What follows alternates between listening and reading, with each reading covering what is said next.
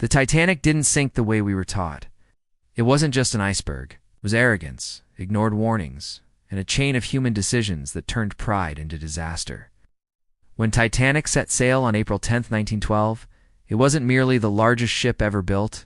It was a floating promise of progress. It's an engineering triumph meant to prove humanity had mastered the ocean.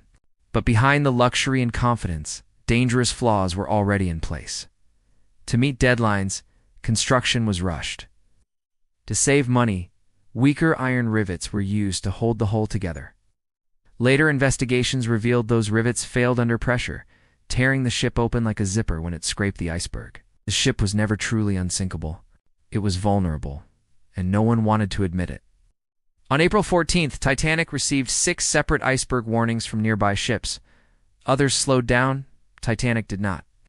Captain Edward Smith kept the ship moving at near full speed. Why? Because arriving early in New York would seal Titanic's reputation as the greatest ship ever built. There was another fatal oversight. The lookouts had no binoculars. The key to the binocular locker had been left behind. When the iceberg was finally spotted, it was only about 500 meters away. In those final seconds, a decision was made: turn the ship. Ironically, that decision sealed its fate. A head-on collision might have damaged 1 or 2 compartments. Instead, the iceberg scraped along the side, puncturing 6 compartments at once. Titanic wasn't sunk by ice alone. It was sunk by human choices. There were lifeboats for just over half the people on board, not because of limited space, but because too many boats were considered bad for the ship's appearance, and when evacuation began, it got worse. Untrained crews launched lifeboats half empty. Boats designed for 65 people left with 12 or 20.